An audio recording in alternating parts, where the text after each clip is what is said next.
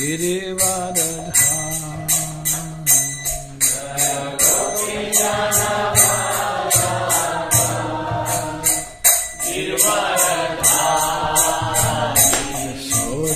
Yashodanandana Braja Janaranjana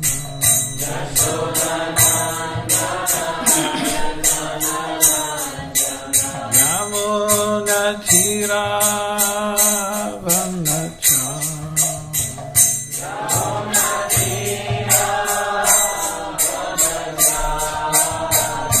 Jaya Radha Madhava Kunja Bihari Jaya Radha Madhava Kunja Bihari Gopi Jana Vallabha Girivardhari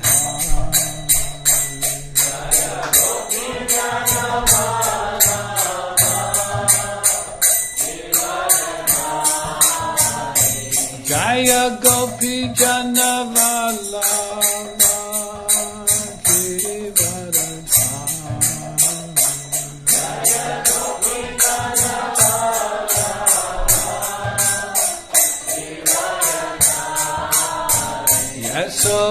Yashodanandana Braja Janaranjana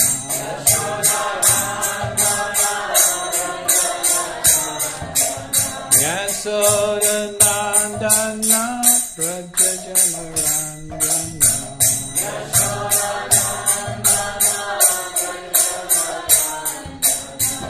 Yamuna Tira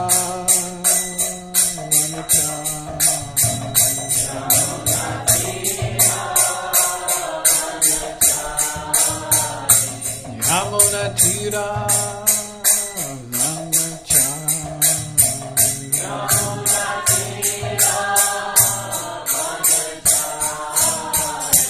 Jaya Radha Madhava Kunja Vihari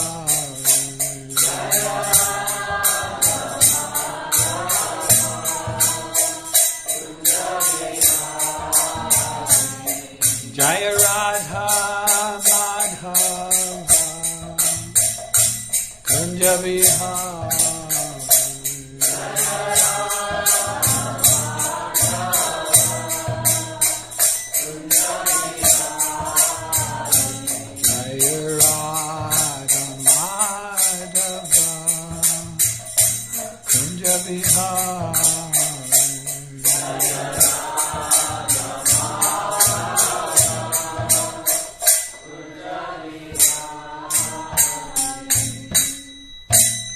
Jayom Vishnu Pad Paramahamsa Paravakachara Satarasata Shri Sriman His Divine Grace A.C. Bhaktivedanta Goswami Maharaj Shrila Prabhupada Ki Ananta Kota Vaishnava Vrinda Ki ISKCON founder-acharya Shrila Prabhupada Ki Namacharya Haridas Thakur Ki Prem Sagaho Shri Krishna Chaitanya Prabhu Nityananda Shri Advaita Gadadhar Shri Vasadi Gaura Bhakta Vrinda Ki Shri Shri Radha Krishna Gokopina Shama Kunda Radha Kunda Giri Govardhan Ki Vrindavan Dham Ki Mathura Dhama Ki Navadvip Dhama Ki Mayapur Dhama Ki Jagannath Puri Dhama Ki Jagannath Swami Ki Srimad Bhagavatam class Ki Nitai Gora Premanandi. Glories to the assembled devotees, all glories to the assembled devotees, all glories to the assembled devotees. Glories to Shri Shri Guru and Shri Gauranga.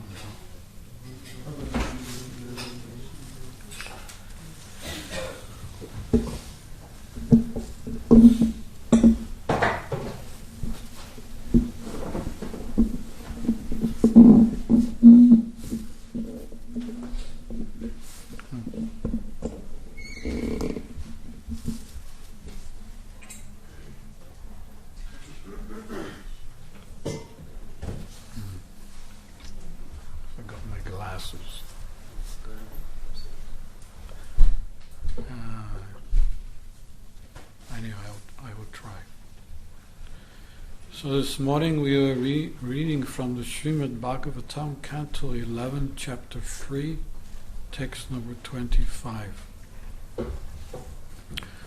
Om Namo Bhagavate Vasudevaya.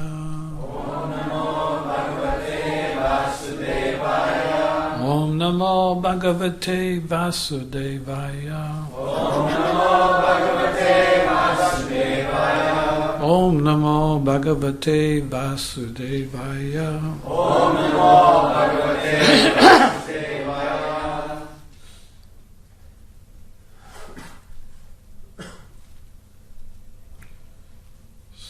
Sarvatrat Meshit Meshi Sarvat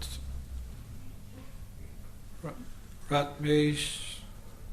Actually, I can't read it. I forgot my glasses. Do you want to just read yourselves? I think I can read the rest, but the Sanskrit's a little too small. Someone else would like to read? Sarvatra Meshwaran Viksham. Sarvatra Viksham. Kaivalyam Aniketatam. Kaivalyam Aniketatam. Vivikta Chiravasanam. Vivikta Chiravasanam. Santosham Yena Kenachit. Santosham Yena Kenachit. Sarvatra Meshwaran Viksham. Sarvatra Meshwaran Viksham. Kaivalyam Aniketatam. Kaivalyam Aniketatam. Vivikta Chiravasanam. Vivikta Chiravasanam. Santosham Yena Kenachit. Santosham Yena Kenachit. Sarvatra Meshwaran Viksham. Sarvatra Meshwaran Viksham. Kaivalyam Aniketatam. Kaivalyam Aniketatam. Vivikta Chiravasanam. Vivikta Chiravasanam. Santosham Yena Kenachit. Santosham Yena Kenachit. Sarvatma Meshwaram Viksham. Sarvatra Meshwaram Viksham. Kaivalyam Aniketatam. Kaivalyam I forgot I had this. Vivikta Chiravasanam. Santosham Yena Kenachit. Santosham Yena Kenachit. Vaishnavis. Sarvatra Meshwaram Viksham. Sarvatra Meshwaram Viksham. Kaivalyam Aniketatam. Kaivalyam Aniketatam. Vivikta Chiravasanam. Vivikta Chiravasanam. Santosham Yena Kenachit. Santosham Yena Kenachit. Sarvatra Meshwaram Viksham. Sarvatra Meshwaram Viksham. Kaivalyam Aniketatam. Kaivalyam Aniketatam. Vivikta Chiravasanam. Vivikta Chiravasanam. Santosham Yena Kenachit. Santosham Yena Kenachit. Sarvatra. Sarvatra. Everywhere. Everywhere. Atma. Atma. For one's true self. For one's true self. Ishvara. Ishvara. And for the Supreme Personality of Godhead. And for the Supreme Personality of Godhead. And Viksham. And Viksham. Meditation. Meditation. By keeping continuously in view. Continuously in view. Kaivalyam. Kaivalyam. Solitude. Solitude. Anikshitam. Anikshitam. Having no fixed residence. Having no fixed residence. Vivikta Chira. Vivikta Chira. Scraps of cloth found in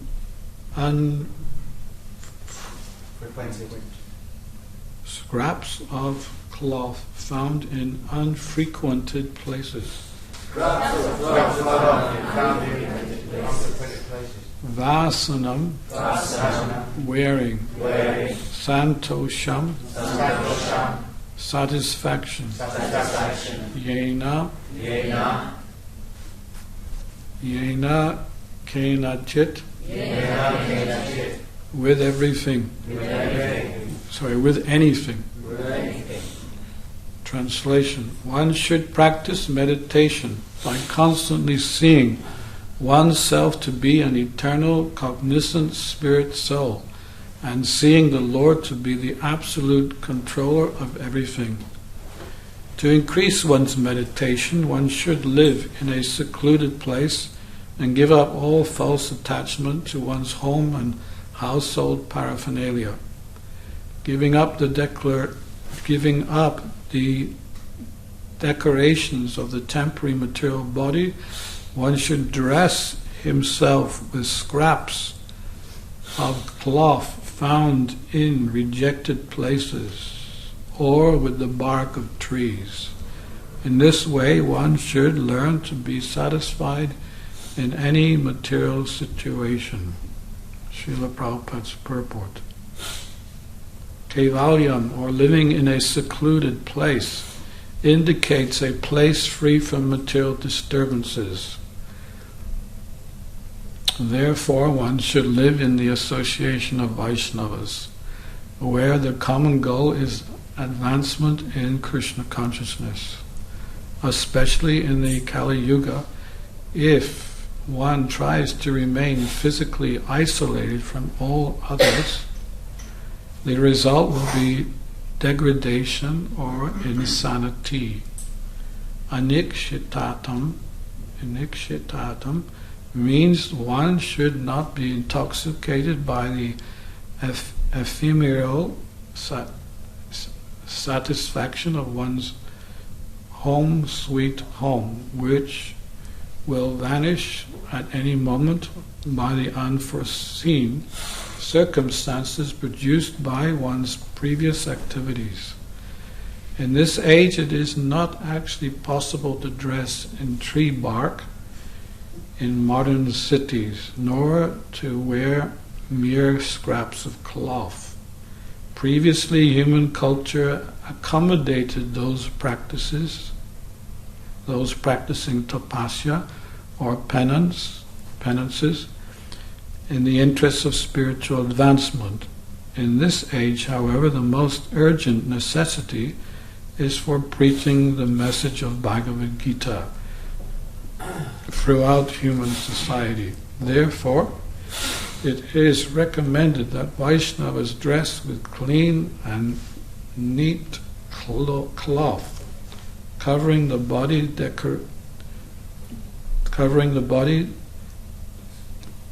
decently, so that the conditioned soul will not be frightened or repulsed by the severe penances of the Vaishnavas.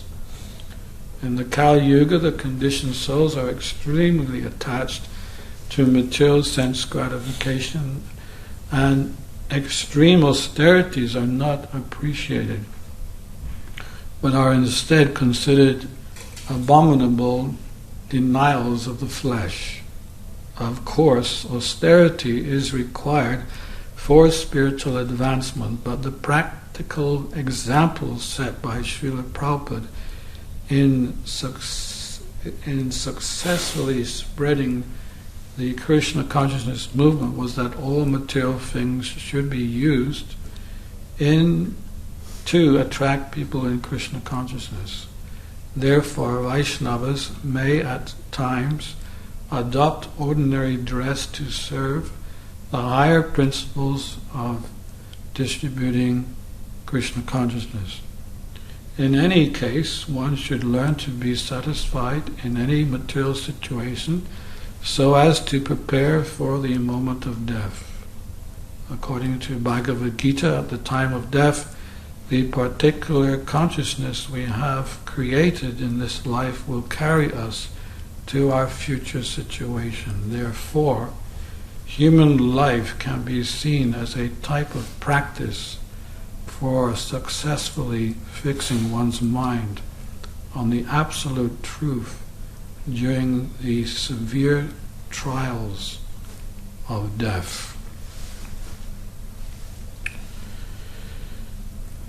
Om Agyatamandasya Jananjana Salakaya Chaksuramritam Yena Tasmai Sri Gurave Namaha Sri Chaitanya Mano Vishtam Stapitam Yena Bhutale Swayam Rupa Gadamayam Dadati Swavadantika Vanchakalpajobhyascha Kripa Sindhu Bhaivacha Patitananam Bhavanebhyo Vaishnavebhyo Namo Namaha Shri Krishna Chaitanya Prabhu Nityananda Shri Advaita Gadadhara Shri Vasudeva Gaura Bhaktivinoda Hare Krishna Krishna Krishna Hare Hare Hare Rama Rama Rama Hare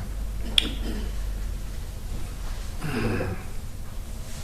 Well, this is certainly a purport which clearly indicates time, place, and circumstance in regards to spiritual life. Oh, yeah. I was waiting for a translator. I forgot I'm in England now. You get so used to a translator beside you that when you come to England, you forget. So, yeah, that in time, place, and circumstance we are given direction on the best way forward in spiritual life. And so, therefore, Srila Prabhupada showed the perfect example for preaching in time, place, and circumstance. It's interesting in this purport that Prabhupada mentioned, although this is by Prabhupada's disciples, 11th canto. Huh? 11th canto. Oh yeah, 11th canto, yeah, okay. That Srila Prabhupada made quite a few changes when he started the Hare Krishna movement, the International Society for Krishna Consciousness.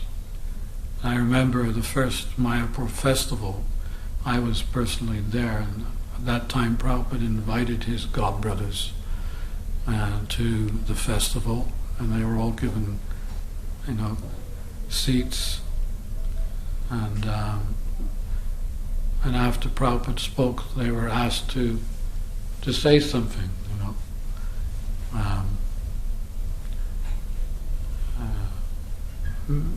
Some gave their appreciation.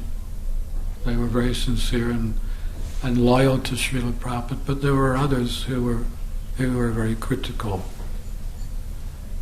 And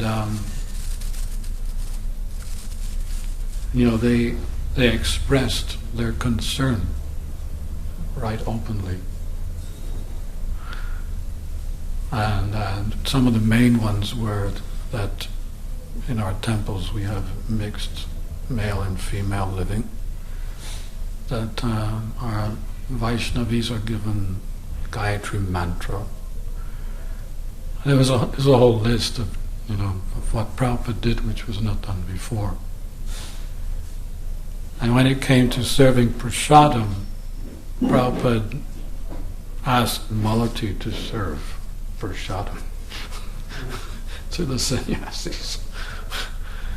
And there was a few sannyasis that just absolutely rejected this proposal of being served by a woman.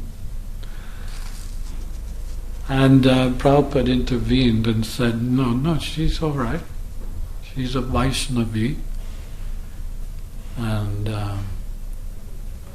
she would cut her throat for me. I said something like that. And then, just to reinforce, he then said, and I would cut my throat for her. Which is a pretty, pretty powerful statement to the sannyasis of his godbrothers, that I would cut my throat for her. So in this way he set the pace he said he was very determined and clear about his intentions, that I have a worldwide movement, or I'm starting a worldwide movement, and I have already been to the United States of America, and I have watched the people. Shri Radha Landanishvara ki jai. And he said that I've watched the people, and the boys and girls mix freely with each other. And if I make any slight changes to that rule, then no one's going to listen to me.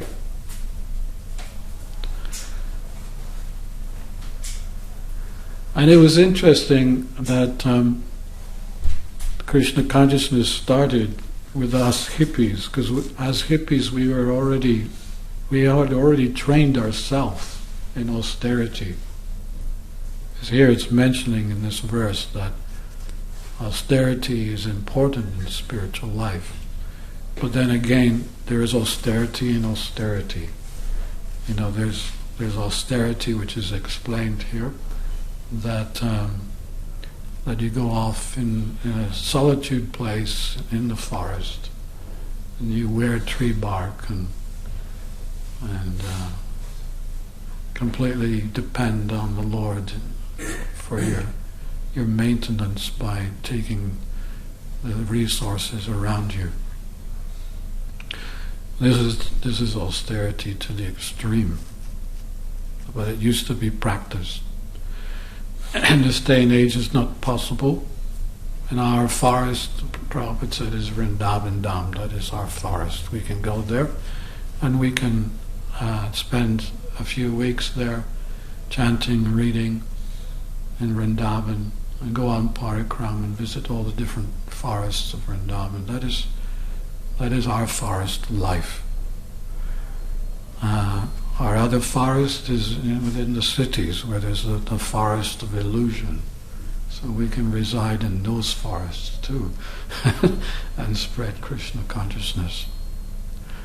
But it was interesting that, as hippies, we had already rejected society and for what it was worth.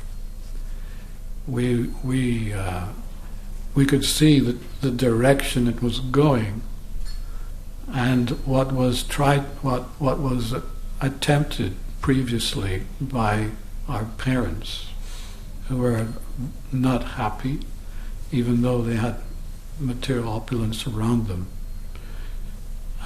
And so we didn't want to follow the older generation.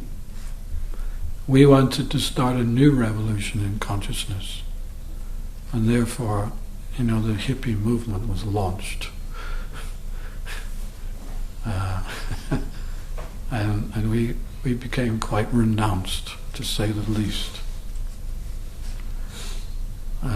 Well, in some areas at least. There are other areas where we exceeded the previous generation in sense gratification. But our general mood was that we'll accept the bare necessities around us and not accumulate and not be too detached in regards to our surroundings. The problem with the hippie life is it was the flip side of the coin of material life. There wasn't really much difference, except for the fact that we were just a little bit more austere. But that's austerity in the mode of ignorance or passion.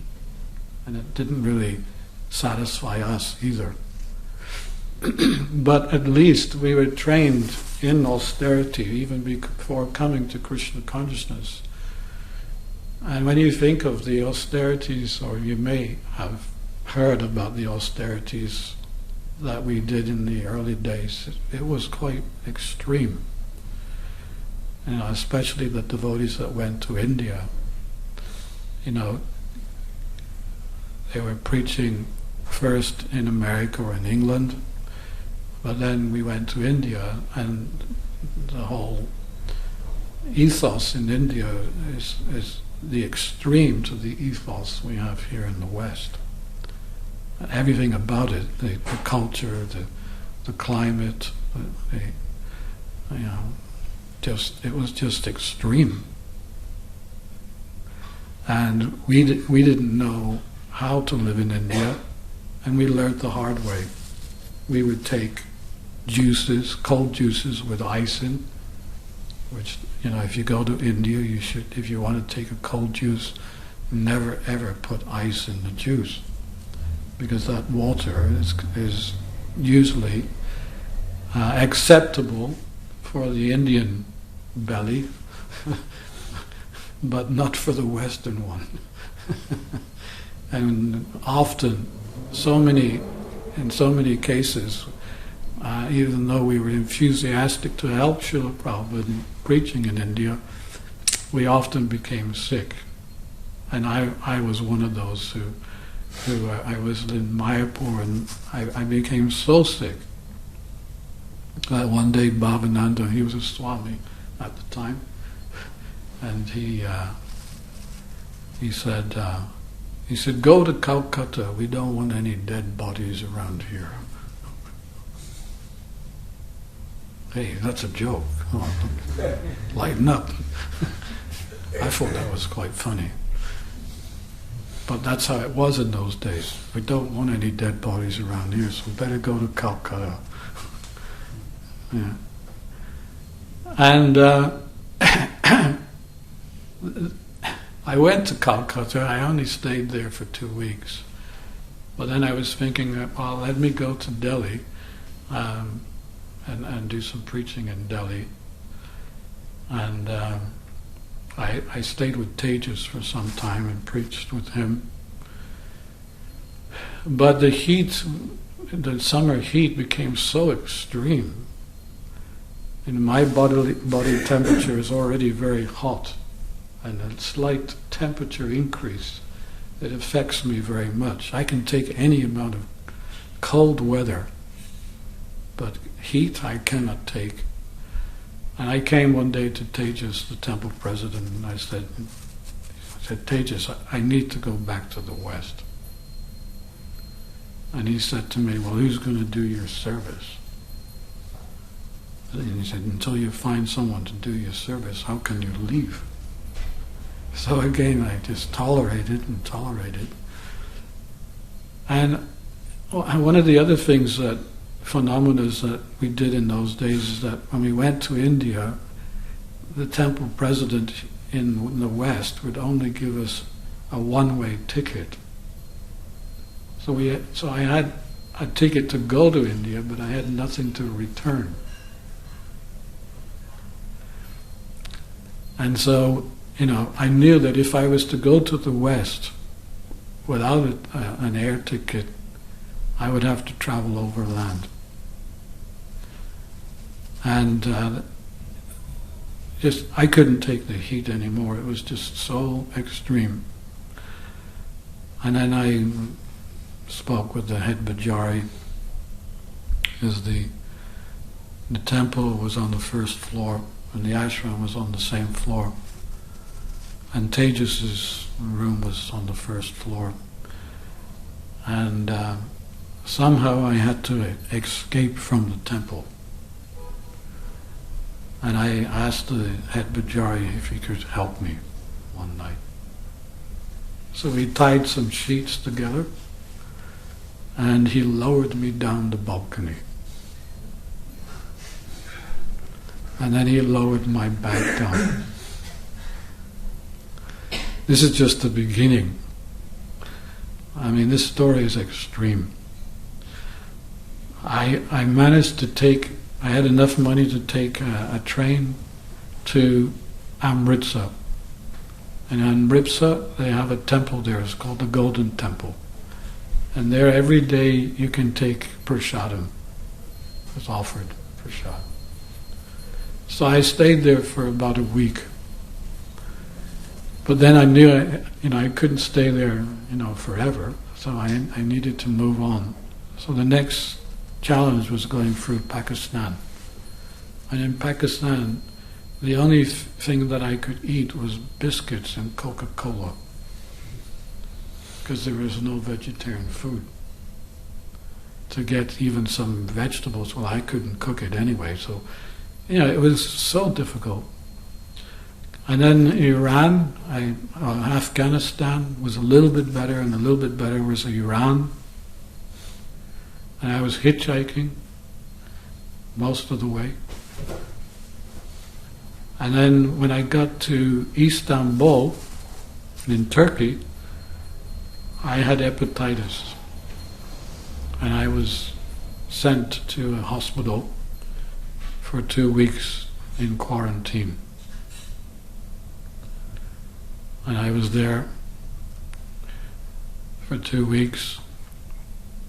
And then one day, the doctor came to diagnose me. And he said, "You're not cured yet. We cannot release you yet. You will have to stay at least another 2 weeks." And I was thinking, well, I am not staying here for another 2 weeks, So that night I escaped from the hospital. I went underneath the reception desk and out the door. And then I phoned my father. I said, "Look, I'm stranded in Istanbul. Please send me a ticket, a train ticket to London." So he did that, and so I took a train ticket to London. By the time I got to Bhaktivedanta Manor, no one could recognize me. I was absolutely, what's the word? Straught? That's not the word.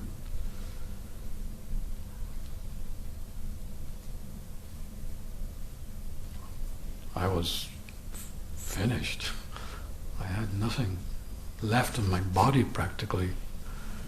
And I was so weak and so hungry. And when I arrived, I simply collapsed.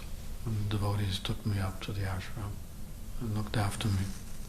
So this is some glimpse of the austerities in those days. That it's not that we voluntarily accepted them, but there was just a way in which, starting an international movement was. That's how it was. Prabhupada wanted us to preach extensively, give every inch of ourself, every cell of ourself to Krishna. And right or wrong, well, I'm still here.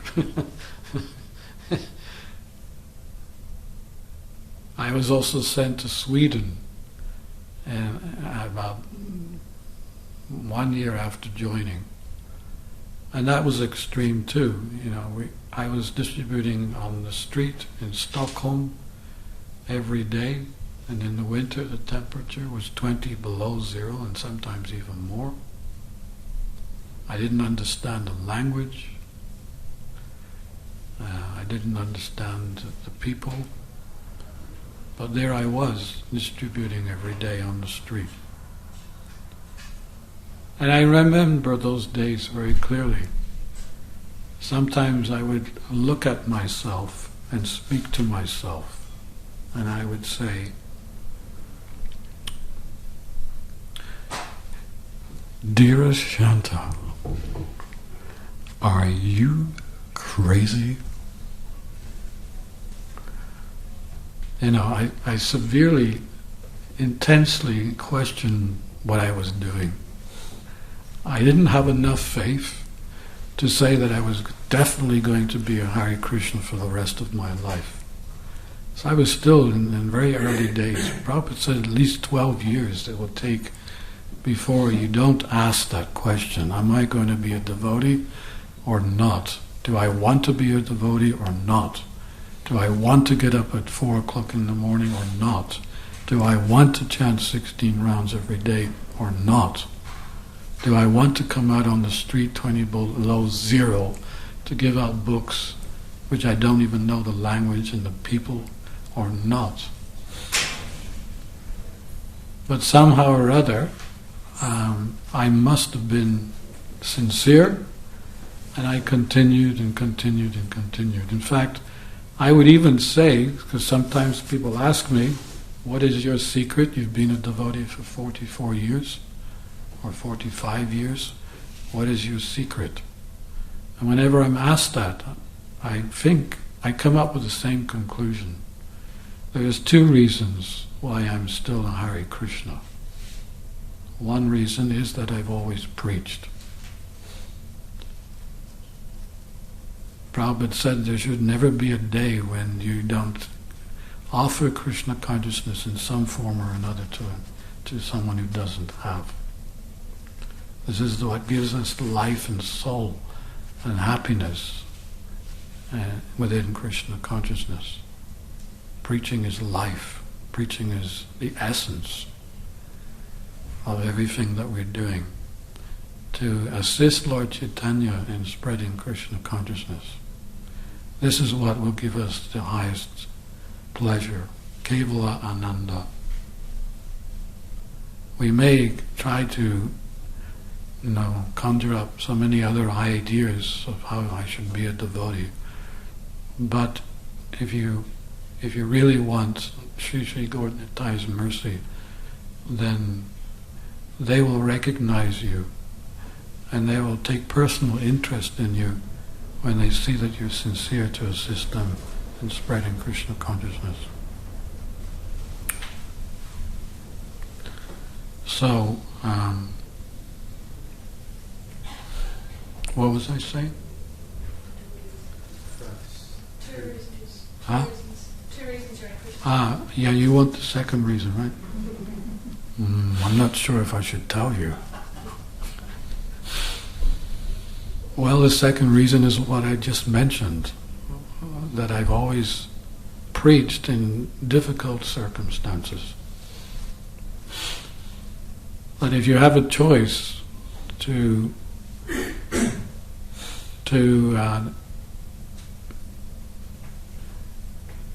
have it easy and become lethargic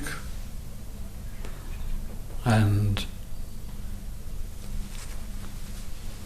be mechanical and ritualistic about your service and your practices, then take the easy road. But if you want to come to the higher levels of your sadhana and your Krishna consciousness, then take the not so easy option. This is my experience. And even you don't have to do what we did in the old days. Like Prabhupada's saying here, the times have changed. And what was austere back then may not be possible today. So that is an important point that Prabhupada's making. But anyway, besides all that, you're in the heart of London. This is Maya's kingdom. You're right in the heart of Maya all around you. And you have this preaching center. It's not just a temple, it is a preaching center. It's also a devotional hospital because you're bringing young devotees in. It's not like they're ecstatic and well.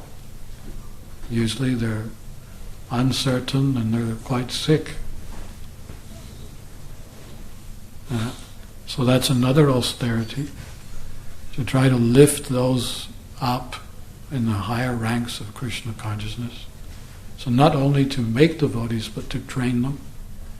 And you have to live with them.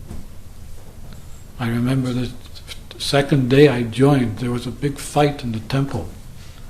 Huge fight. It was between two devotees that had joined about a month before. And it wasn't a small fight either. It was a fight to the finish, almost. And I went to the temple president and I said, "What is this? I came here for love and peace, and this is what I get?" And he told me at that time, he said, "Don't worry, this is a temple, but it is also a devotional hospital. Don't expect that everyone here is well. They're sick. but they're taking the medicine to get well. Therefore, you have to tolerate and be patient with the devotees around you. And then he said to me, don't worry, something will happen to you too. And I was thinking, well, what could possibly happen to me? I'm an ex-hippie. Love and peace and all that. 2 weeks later, something did happen to me. It was not that I had a fight with anyone, but I had a fight with my body. This huge boil, never to be seen again. Huge it was absolutely huge.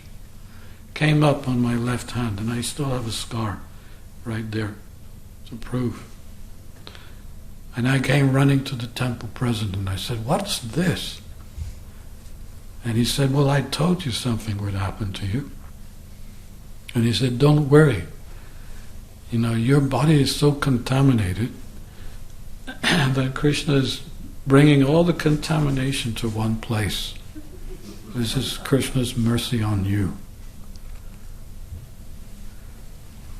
So this is Krishna consciousness. Sometimes it gets better before it gets worse. Sometimes we have these things coming up in our mind that we're just like, that's me? You know, because some of the things that come up in our mind are outrageous. And you think, well, that's not me, surely. And I was reading one verse not so long ago in the Bhagavatam, I forget where it is now, but it was making the point that Krishna helps the devotee by bringing up from the recesses of the heart and mind the things that you would have done in the future if you weren't a devotee, and he brings them up to the level of the mind, so that you don't have to carry out the activities physically, but they'll hover on the mind for some time. And this is the reaction. It's a kind of a token reaction to what you could have had if you had not become a devotee. Welcome to Krishna Consciousness. It is a fight. Anyone who says it's not a fight, or anyone who's not fighting, they're not rightly situated in Krishna consciousness. Therefore, many devotees don't want to even come up to transcendence. They've reached the mode of goodness, and they're pretty okay with that. Because actually, even that, it's quite an endeavor to come from ignorance, passion to goodness. And this is what Krishna consciousness does. But Krishna says, don't stop there. You've got to rise to Nistraygunya, pure goodness. But there's a segment of devotees who they get to goodness and they think, that's it. This is where I stay. And they don't want to aspire for a higher heights. So things in the mode of goodness.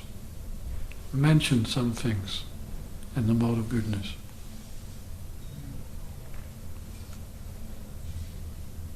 Qualities. Not qualities, but activities. Early rise. Huh? Early rise. Okay, early rise. Seven. Some definite qualities of the mode of goodness. Healthy diet. Healthy diet. I'll be healthy.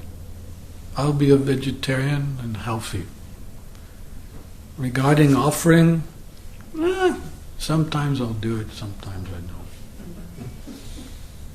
don't. Let's check out in London where the vegetarian restaurants are. You know, I don't want to cook today, but I'm a vegetarian. What's the problem? So you go into the vegetarian and you order your meal. Do you bring your pictures with you? Well, even if you did, Krishna would probably throw it back in your face, because it's not cooked by a devotee. So this is one good point in the mode of good to be healthier. Because the thing with prasadam is that it's not just healthy. We're not just feeding the belly and giving nutrition to the body, but we're also feeding the soul. Every morsel of food is non-different than Krishna. And for many of us, we came to Krishna consciousness first by taking prasadam. I know I did. 3 months I wouldn't do anything but take the Sunday feast, and when they saw my interest to take prasadam, they said, well, why don't you come every day? And I said, well, why not? So I came every day just to take prasadam. And then after 3 months, suddenly one day I was on top deck of the bus, and Krishna induced me to chant. I was minding my own business. I had no inclination to chant, but suddenly out of the blue, it was as if Krishna personally jumped on my tongue and forced me to say, Hare Krishna. And once I started, that evening I couldn't stop. And I came to the temple the next day and I asked the devotees, I have a problem, can you help me? They said, well, what is your problem? I said, well, I keep chanting your mantra. And they laughed. And one devotee said, do you realize what you've been eating the last 3 months? Good food. And he said, prasad is Krishna and Krishna is prasadam. You've had so much prasad. You have purified your tongue. And now Krishna is personally dancing on your tongue and forcing you to chant. That's how I became a devotee. And you probably have your stories too. So, these are our austerities. We rise early, we chant 16 rounds, and we take prasadam. We go to the holy dham. We help, assist in the preaching. This is enough. It's sufficient. We don't have to go and exhale that. One time a devotee he wanted to go to Radhakund. And he said, Prabhupada, can you bless me to go to Radhakund to chant 64 rounds? And Prabhupada said, no, there are already so many monkeys there, we don't want another one. And another devotee, he had learned the whole of Bhagavad Gita, and he was introduced to Prabhupada. Prabhupada, here is the first disciple of yours who has memorized the whole Bhagavad Gita. Prabhupada didn't even look at him. He just said to the servant, well, make sure that he's engaged in some service while here in Vrindavan. So he didn't even want us to be academically qualified, to the extent that we would be proud and arrogant and look down on the other devotees. But he wanted us to assist him in this preaching movement. That preaching means bothering others. If you're not bothering others, you're not preaching. Because you have to bother them. They're hell-bent on going to hell. They're going to the direction where there's no return. It's to hell. Well, they may pop up back to the human form of life every so often. But why should we let them go to hell? So we have to stop them. So even stopping them, stop. Oh, excuse me, sir. Would you mind taking one of these books? Isn't it like that? Who's a book distributor here? You? Isn't it? Just stopping them. It is a major feat. Huh? The hardest beat to stop them. The hardest beat is to stop them. Yeah.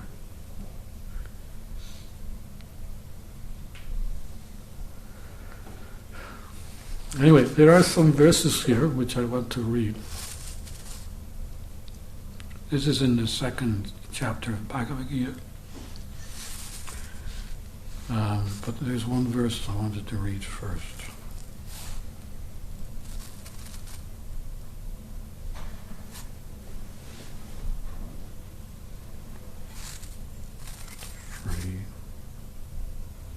Yeah, Arjuna's asking, what are the symptoms of one whose consciousness is thus merged in transcendence?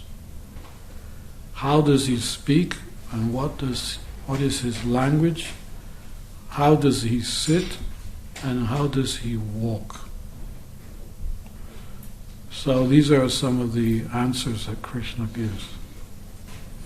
Krishna says, when your mind is no longer disturbed by the flowery language of the Vedas, and when it remains fixed in transcendence of the trance of the self, then you will have attained the divine consciousness. The Supreme Personalities of Godhead said, O Partha, when a man gives up all varieties of desires for sense gratification, which arise from mental concoction, and when his mind is thus purified, finds satisfaction in the self alone, then he is said to be in pure transcendental consciousness. One who is not disturbed in mind, even amidst the threefold miseries, or elated when there is happiness, and who is free from attachment, fear, and anger, is called a sage of steady mind. In the material world, one who is unaffected by whatever good or evil he may obtain, neither praises it nor despises it, is firmly fixed in perfect knowledge. One who is able to withdraw his senses from the sense objects, as the tortoise withdraws the limbs within the shell, is firmly fixed in perfect consciousness. And the last one who restrains his senses, keeping them under full control, and fixes his consciousness upon me, is known as a man of steady intelligence. So the devotee is not even affected by the environment around him. I remember some years ago I was here, and I stayed for about a week, and I think I wasn't able to take the sannyas room for some reason. Someone else was there, but I was staying in the brahmacharya ashram, and I just couldn't sleep. And I asked the devotees, how do you sleep at night here? And they said to me, well, fine, what's the problem? I said, well, don't you hear the noise outside? And one devotee said, what noise? And I could understand, this is transcendence. That the devotees are so absorbed in their service to Krishna, they don't even acknowledge what's going on outside. It's another world, it's another distance. They're in the spiritual world enjoying their service and relationship with Krishna. So even though it's the center of London, and there's every reason to be affected by the environment around us, devotees who have captured transcendence are not affected. I'm just giving you an example like a lotus flower. It's born in the mud, but it flowers above the water. The devotees are, if they're chanting their 16 rounds every day, they will transcend those modes and be transcendentally situated. There was one man who, he went to a sadhu one day, he was complaining, in the place where I live, the environment is terrible. It is so materialistic that this environment is rubbing off on me. Please help me. So the sadhu, he took the man for a walk in the park. And in the first area of the park there were some men who were mixing manure. And the man who complained, he got his handkerchief and he held his nose because the manure smell was so strong. And then they went, and he looked up to the sadhu, but the sadhu was just walking and he smiles and was smiling. And they went to another part of the park where there were some flowers, scented flowers. And the man, he took away his handkerchief and he smelled the aroma of the flowers within the park. And then he looked up to the sadhu, and the sadhu was still smiling. And he was wondering, what is it with this sadhu? I came to him with a problem, and all he does is take me to the park for a walk. So he was intrigued, and he was thinking that maybe he's making fun of me or something. So he said, why have you brought me to this park? I came with a problem, and so far you have not helped me with my problem. So then the sadhu, he said, yes. He said, I'm not smiling at you. I find it very hilarious that in this present day and age where everything is so easily available, there is material comfort and there are resources around us that make our life so easy. You're even getting your food from far distant countries. Well, whether that's good or bad, that's another question. But the availability to get, mangoes and whatever fruits that don't grow here, it is available there in Tesco's and other places, right? He said, but when there's the slightest inconvenience, then the first thing you do is complain. He said, you smelt the food that was offered to these plants. You smelt it and you couldn't take it. It was so terrible that you held your nose. But that very manure was used by the plant to create scented flowers. He said, in the same way, if you are practicing sincerely your spiritual responsibilities on a day-to-day basis, you'll transcend the atmosphere around you. And not only transcend it, but you will have the ability to make it sweeter. This is why we're here in the heart of London. I have seen through the years of being a devotee how Krishna Consciousness has helped society. It is so obvious to me. When I used to go on Oxford Street, if I told someone I was a vegetarian, they would look at me as if I was coming from another universe. Nowadays, the vegetarian society is the fastest growing society in London. Is it not?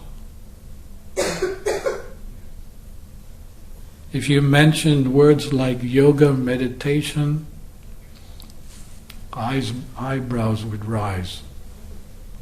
Now it's common, very common amongst the society of non-devotees, meditation, yoga,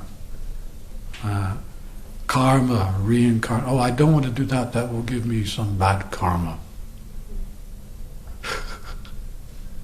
This is amazing. And they even make films like Avatar. Who ever heard of Avatar before Prabhupada? Srimad Bhagavatam. And then words like bliss, nectar. They weren't even used, they were in the dictionary, but no one ever used them. What's bliss? What is nectar? It was completely out of their not within their vocabulary of life. But now they got nectar cards and bliss bars. This is just the beginning. You wait till we get going. Yeah?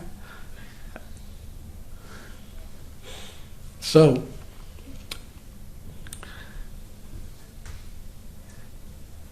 you're living a transcendental life. There is no question of that.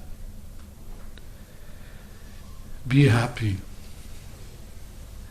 Don't be complacent in your service to Krishna. Don't see it as an inconvenience to follow these practices and principles. Because this is the tendency. This can be the tendency. Like, I will give you an example. Could you pass me my beads here? I will give you one example of a particular attitude which is not correct. Demonstration.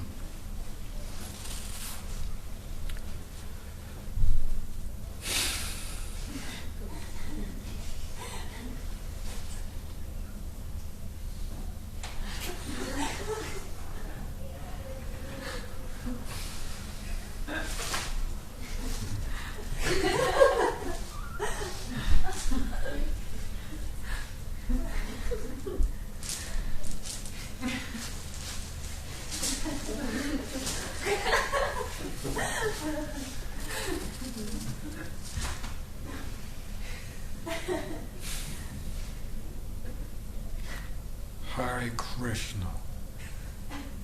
Hare Krishna, Krishna, Krishna, Hare. You understand?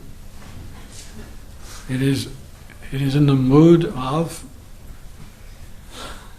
I have to do this. I don't want to do it. There's hundreds, I have a list of 100 things that I could probably better do than have to do this. How boring. It's a boring day and it's 16 rounds all the way.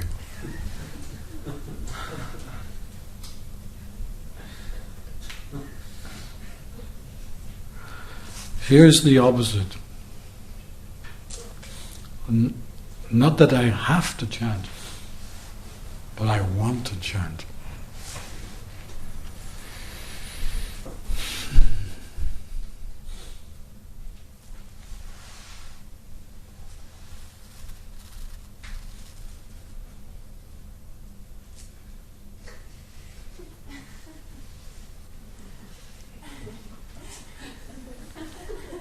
You can even stick your little finger out.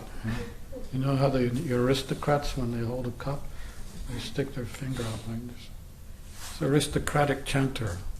You can stick your finger out if you like.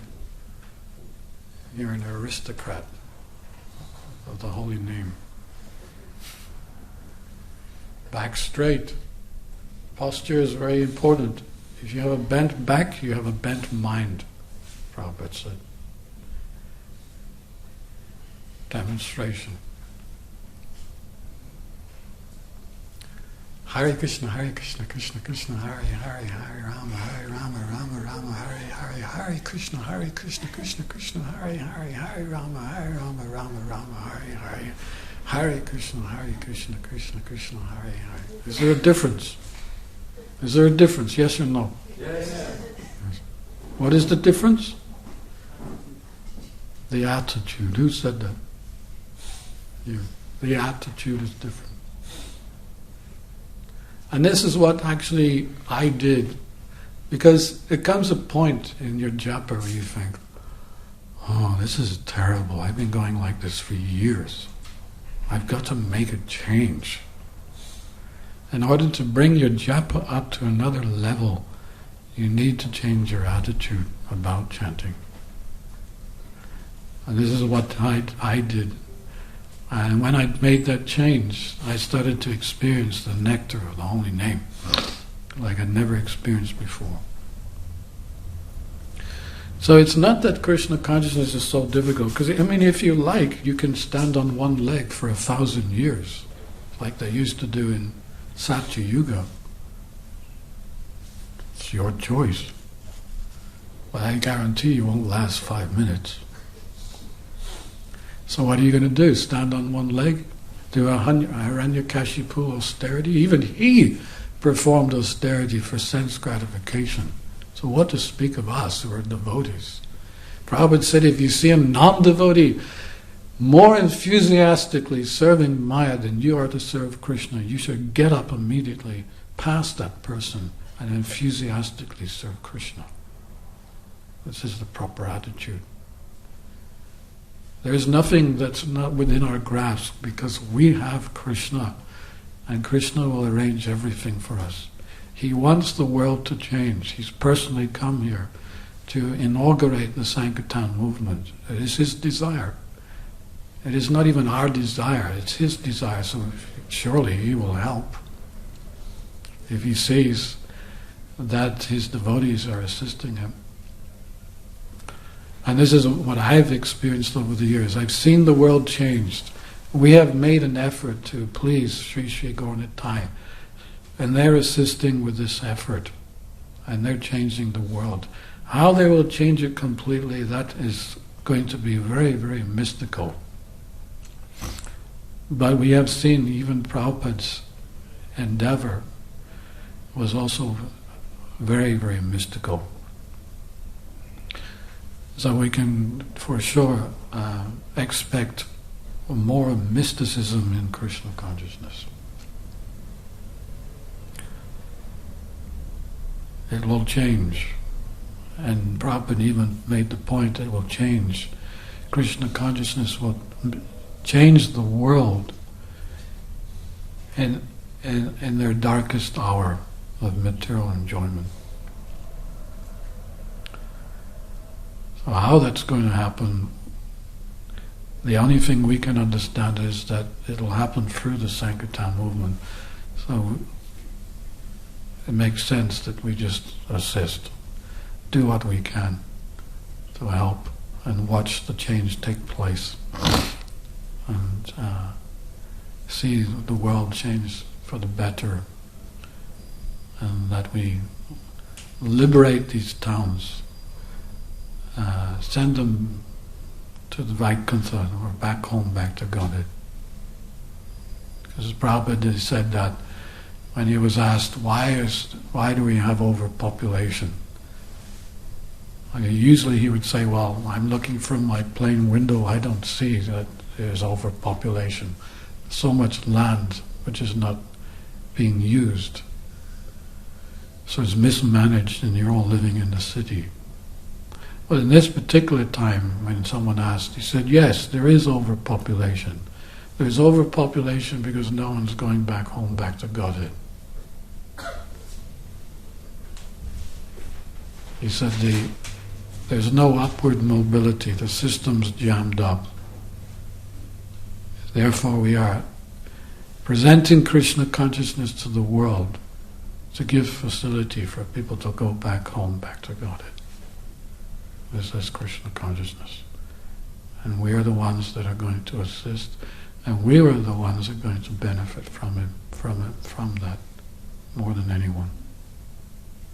So I'll stop there. Srila Prabhupada ki, Sri Sri Gaurnitai ki, Srimad Bhagavatam class ki, Gaura Premanande, Hari Hari.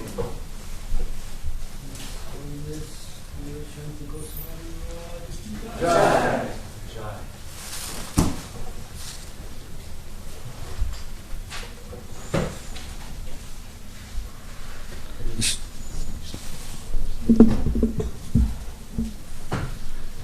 Thank you very much, Maharaj.